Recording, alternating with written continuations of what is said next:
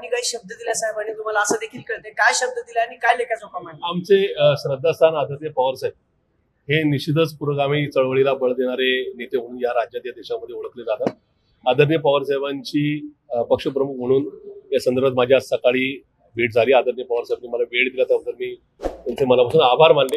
पुणे शहरातली महाविकास आघाडी म्हणूनची लढत कशी राहील किंवा एकूणच जर चुकीच्या पद्धतीने आघाडी झाली तर तशी कशी काय ना काय एकूणच निष्कर्ष निघू शकेल या संदर्भात एकूणच लेखाजोखा आदरणीय पवार साहेबांच्या समोर मी मांडला.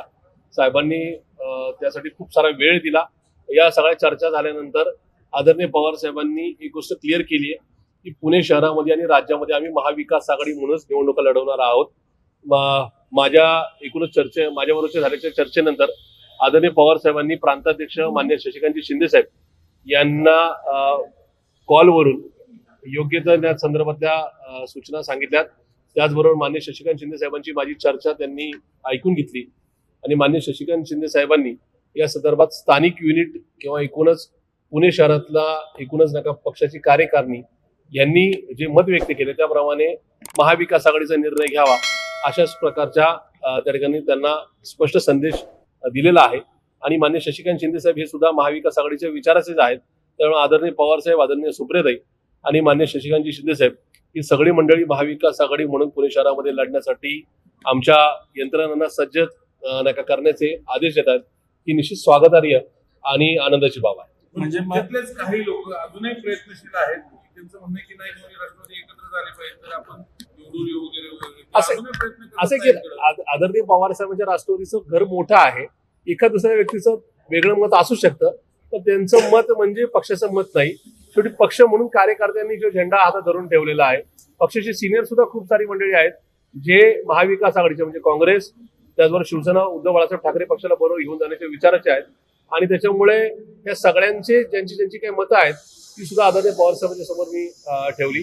तर त्याहीपेक्षा कार्यकर्त्यांची जी नाही का मतं आहेत जे इच्छुक उमेदवार आहेत किंवा ज्यांनी मागच्या काळामध्ये आंदोलन बैठकांच्या माध्यमातून पक्ष जिवंत ठेवला अशी कार्यकर्त्यांची मतं व्यक्त केली. पवार साहेबांचा किंवा पार्टीचा वेगळा विचार नाही. आदरणीय पवार साहेबांनी इथं आपण महाविकास आघाडी म्हणून जावं अशा प्रकारचे स्पष्ट सूचना माझ्यासारख्या कार्यकर्त्याला केलेल्या आहेत. त्याचबरोबर मान्य शशिकांत शिंदे साहेबांना पक्षाची पुणे शहराची भूमिका आज संध्याकाळपर्यंत माध्यमांच्या समोर ही जाहीर करण्याच्या संदर्भातला संदेश दिलेला आहे. माननीय शशिकांतजी शिंदे साहेब पुणे शहरामध्ये काँग्रेस, राष्ट्रवादी काँग्रेस पार्टी, शरदचंद्रजी पवार पक्ष, उद्धव बाळासाहेब ठाकरेंची शिवसेना आणि एकूणच आमचे समविचारी पक्ष जे महायुती व्यतिरिक्त पक्ष हे पुणे शहरामध्ये एक चांगला पर्याय देण्याकरता एकत्रित करतील अशा प्रकारची घोषणा आज संदर्भामध्ये नक्की करतील. मला एक सांगा, जसं साहेबांनी तुम्हाला आश्वस्त केलं तसं काही कधी करणार कारण काही लोक साहेबच्या कानात चिकून सांगतात की नाही दोन्ही राष्ट्रवादी एकत्र आलेच पाहिजे त्याला अनुकूल आहेत अशी आमची माहिती. आदरणीय सुप्रियाताई या माझ्या नेत्या आहेत. काही वेगळ्या विचाराच्या नाहीत. किंवा काल परवापर्यंत लोकसभेमध्ये सभागृहामध्ये त्यांनी ठणकावून सरकारला या ठिकाणी झाडण्याचा प्रयत्न केलेला आहे. त्याच्यामुळे आदरणीय सुप्रियाताई या राज्याच्या देशाच्या विरोधी पक्षाच्या सगळ्यात आक्रमक नेते आहेत. आश्वासक चेहरा आहे. तर ताईंचा वेगळा विचार नव्हता नाही उद्या सुद्धा नसेल. आज संध्याकाळी मी पुन्हा एकदा सगळे आमच्या पक्षाचे सिनियर्स आहेत त्यांच्यावरची एक बैठक लावली आहे. आदरणीय पवार साहेबांच्या बरोबर आदरणीय शशिकांत शिंदे साहेबांबरोबर जी चर्चा झाली किंवा आदरणीय पवार साहेबांनी मान्य शशिकांत शिंदे साहेबांना ज्या सूचना दिलेल्या आहेत त्या सगळ्यांचा वृत्तांत मी त्यांच्यासमोर ठेवणार आहे.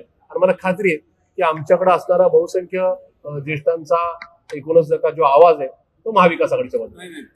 तुमच्यातलीच काही ज्येष्ठ मंडळी म्हणतात की नाही दोन्ही एकत्र आली पाहिजे. तुम्हाला माहिती आहे तुम्ही नाव सांगत नाही आता पण त्यांचं म्हणणं की तुम्ही ही भूमिका जाहीर करताना आम्हाला विश्वासच घेतला नाही. मुळात मी अशा प्रकारची कुठली गोष्ट भूमिका जाहीर केली होती.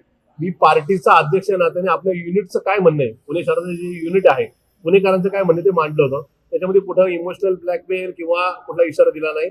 त्या संदर्भामध्ये आजही पवार साहेबांच्या समोर मी या लेखाजोखा ठेवताना याच्यामध्ये काय केलं तर पार्टीचं हित आहे काय नाही केलं तर नाही का या संदर्भामध्ये आपण व्यवस्थित जागेवर राहू शकतो या सगळ्या गोष्टी मांडल्या. मला एका गोष्टीचा कायम अभिमान राहिलाय की आदरणीय पवार साहेबांची आतापर्यंतची राजकीय किंवा सामाजिक कारकीर्द ही पुरोगामी राहिलेली आहे.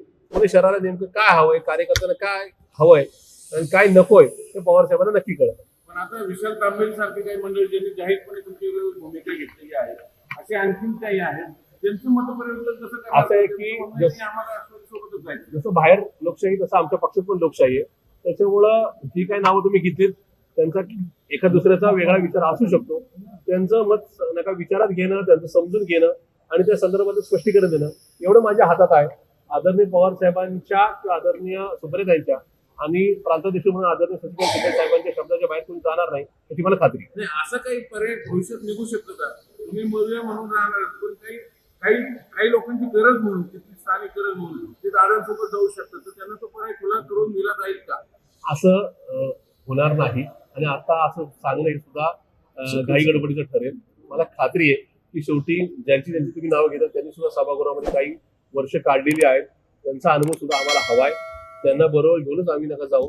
त्यांचं नका मन परिवर्तन, त्यांचं काय मतं आणि मन दोन्ही नका या ठिकाणी आमच्या बरोबर राहतील याची आम्ही नक्की काळजी घेऊ. धन्यवाद.